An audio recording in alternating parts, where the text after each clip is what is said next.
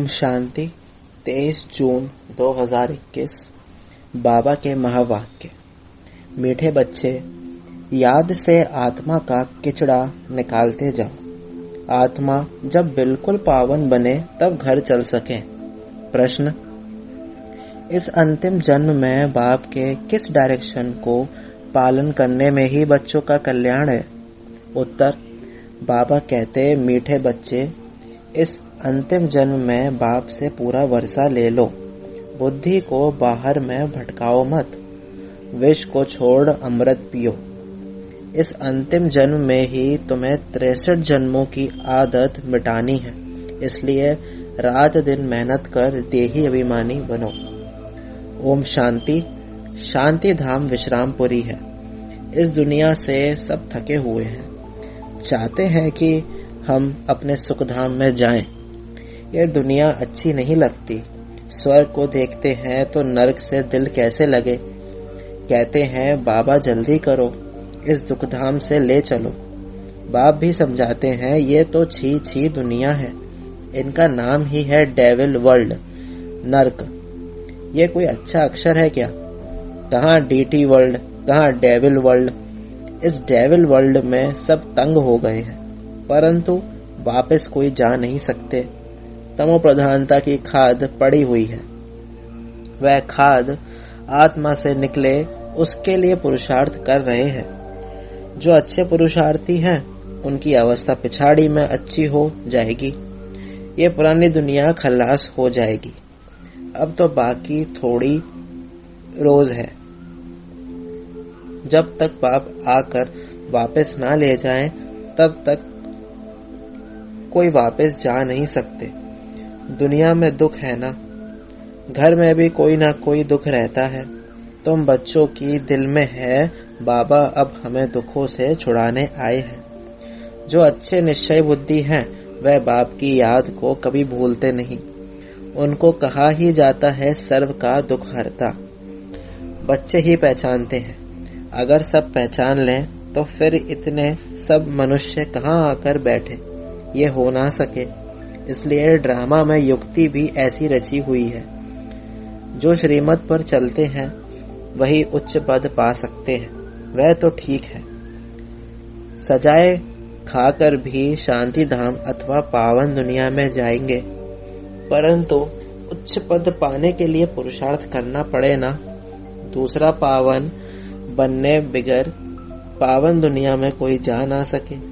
ये जो कहते हैं कि फलाना ज्योति ज्योत समाया वापस गया, ये हो नहीं सकता।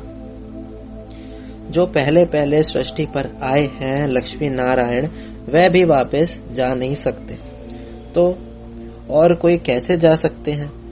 इनके भी अब 84 जन्म पूरे हुए। अब जाने के लिए तपस्या कर रहे हैं। सब पुकारते ही हैं एक बाप को, ओ गॉड फादर, ओ लिबरेटर। वह गॉड फादर है, दुख हरता सुख करता। कृष्ण आदि और किसको थोड़े ही पुकारते हैं। क्रिश्चियन हो मुसलमान हो, सब ओ गॉड फादर कह बुलाते हैं। आत्मा बुलाती है अपने फादर को। फादर कहते तब है जब समझते हैं हम आत्मा है। आत्मा भी कोई चीज है ना। आत्मा कोई बड़ी चीज नहीं है, वह तो एक स्टार है और अति सूक्ष्म है।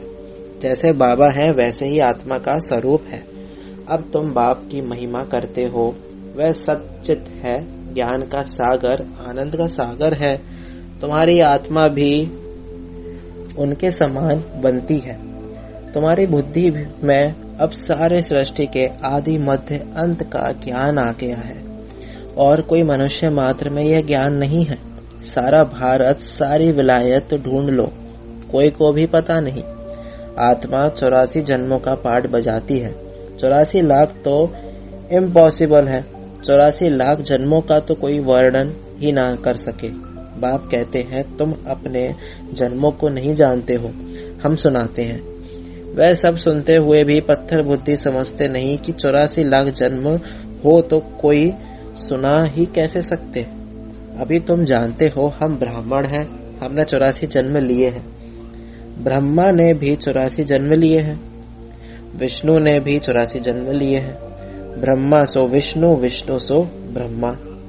लक्ष्मी नारायण ही 84 जन्म ले, फिर ब्रह्मा सरस्वती बनते हैं। यह भी समझने की बात है ना। बाप कहते हैं हर 5000 वर्ष बाद आकर समझाता हूँ।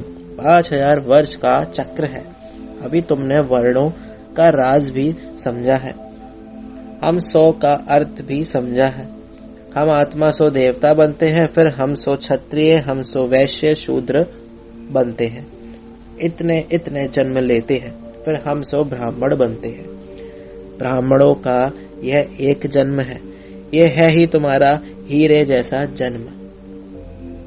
बाप कहते हैं यह तुम्हारा उत्तम शरीर है, इससे तुम स्वर्ग का वर्षा पा सकते हो। इसलिए अब और कोई तरफ भटको मत, ज्ञान अमृत पियो।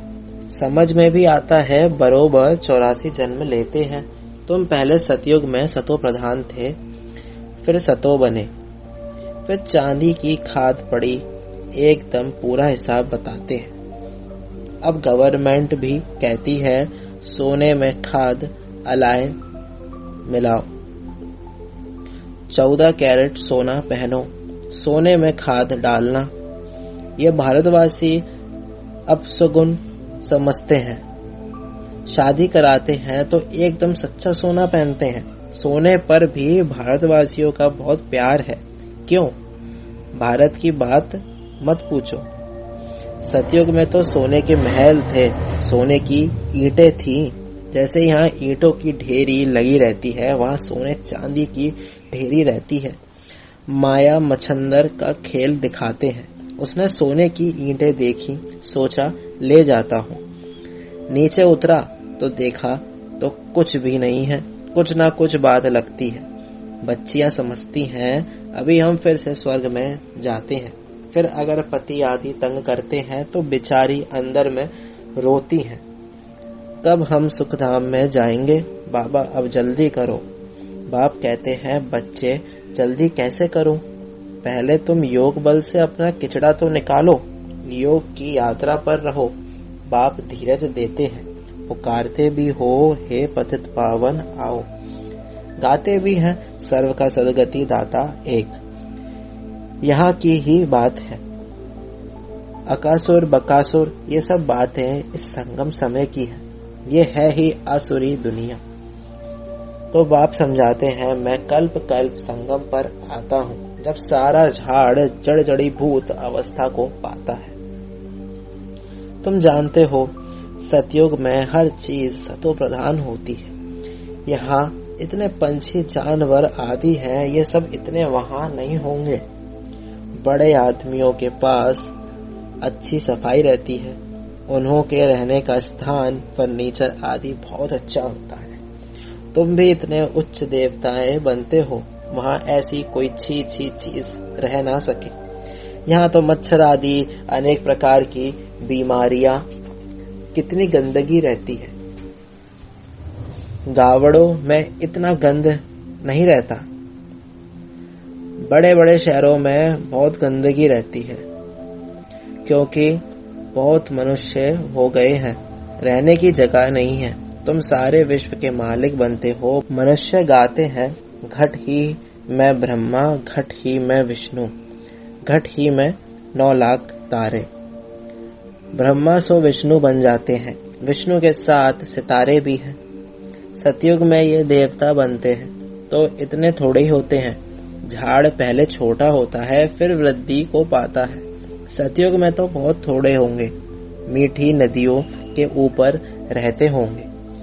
यहाँ नदियों से बहुत कैनाल्स निकलते हैं, वहाँ कैनाल्स आदि थोड़ी होते हैं। मुट्ठी जितने तो मनुष्य होते हैं, इतने के लिए गंगा जमुना तो है ही।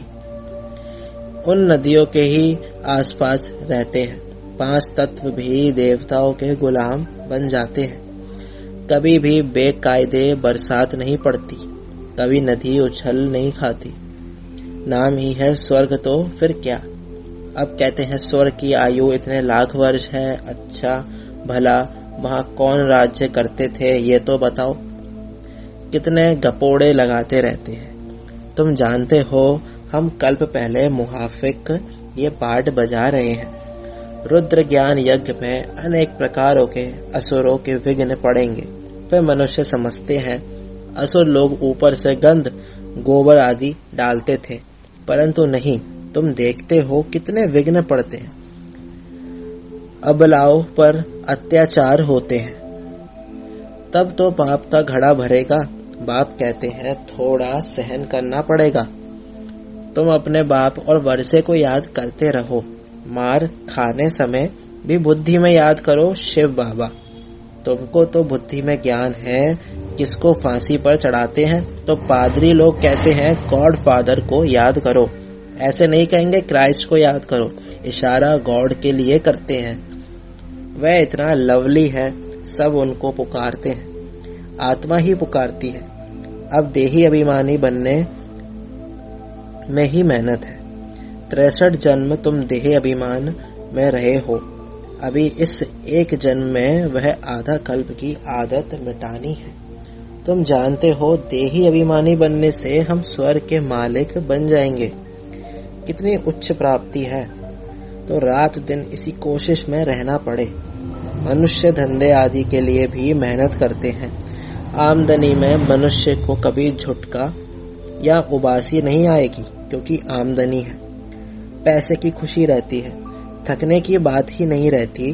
बाबा भी अनुभवी है ना। रात को स्टीमर्स आते थे तो आकर माल खरीद करते थे। जब तक ग्राहक की जेब खाली ना करे तब तक उनको छोड़े नहीं। बाबा ने रथ पर पूरा अनुभव लिया है, इसने सब अनुभव किया है। गावड़े का छोरा भी था, 10 आने मड़ अनाज बेचता था। अभी तो देखो विश्व का मालिक बनते हैं। एकदम गावड़े का था, फिर चढ़ गया तो एकदम जवाहरात के धंधे में लग गया। बस जवाहरात की बात, यह फिर है सच्चे जवाहरात। यह होता है रॉयल व्यापार। बाबा बहुत अनुभवी है। बाबा वाइस रॉय आदि के घर में ऐसे जाते थे जैसे अपना घर। इनको फिर कहा जाता है अविनाशी ज्ञान रत्न। जितना ये बुद्धि में धारण करेंगे, इससे तुम पद्मपति बनेंगे। शिव बाबा को कहा जाता है सौदागर रत्नागर। उनकी महिमा भी गाते हैं, फिर कह देते सर्वव्यापी। महिमा के साथ फिर इतनी गिलानी, कैसी हालत हो गई है भक्ति मार्ग की। बाप कहते हैं जब भक्ति पूरी होती है तब भक्तों का रक्षक बाप आते हैं। बहुत भक्ति कौन करते हैं यह भी सिद्ध हो जाता है। सबसे जास्ती भक्ति तुम करते हो, वही यहाँ आकर पहले पहले ब्राह्मण बनते हैं और बाप से वर्षा लेते हैं, फिर से पूज्य बनने का। रावण ने पुजारी बनाया है, बाप पूज्य बनाते हैं। ये है भगवानुवाच। भगवान एक है, 2-3 भगवान होते नहीं। गीता भगवान की गाई हुई है। शिव भगवानुवाच के बदले कृष्ण का नाम ठोक दिया है, तो कितना फर्क हो गया है। ड्रामा अनुसार फिर भी गीता का नाम ऐसे बदलना ही है। फिर बुलाते हैं हे पतित पावन आओ। बाप पावन बनाते हैं, रावण पतित बनाते हैं। तो समझने की कितनी बुद्धि चाहिए। श्रीमत श्रेष्ठ ते श्रेष्ठ मत है ही एक बाप की। यह लक्ष्मी नारायण स्वर्ग के मालिक बाप की मत से ही बने हैं। अच्छा, मीठे मीठे सिकिला दे बच्चों प्रति माता पिता बाप दादा का याद प्यार और गुड मॉर्निंग। रूहानी बाप की रूहानी बच्चों को नमस्ते। हम रूहानी बच्चों की रूहानी माता पिता बाप दादा को गुड मॉर्निंग, नमस्ते नमस्ते, शुक्रिया बाबा शुक्रिया। धारणा के लिए मुख्य सार। फर्स्ट पॉइंट, इस एक जन्म में 63 जन्मों के पुराने देह अभिमान की आदत मिटाने की मेहनत करनी है। देही अभिमानी बन स्वर्ग का मालिक बनना है। सेकंड पॉइंट, इस हीरे तुल्य उत्तम जन्म में इस बुद्धि को भटकाना नहीं है, सतो प्रधान बनना है। अत्याचारों को सहन कर बाप से पूरा वर्षा लेना है। वरदान, सोचना, बोलना और करना तीनों को समान बनाने वाले सर्वोत्तम पुरुषार्थी भव। सभी शिक्षाओं का सार है कि कोई भी कर्म से देखने, उठने, बैठने, चलने, सोने से फरिश्तापन दिखाई दे। हर कर्म में अलौकिकता हो, कोई भी लौकिकता कर्म व संस्कारों में न हो। सोचना, करना, बोलना सब समान हो। ऐसे नहीं कि सोचते तो थे कि ये ना करें, लेकिन कर लिया। जब तीनों ही एक समान और बाप समान हो, तब कहेंगे श्रेष्ठ व सर्वोत्तम पुरुषार्थी। स्लोगन: जिम्मेवारी उठाना अर्थात एक्स्ट्रा दुआओं का अधिकारी बनना। ओम शांति।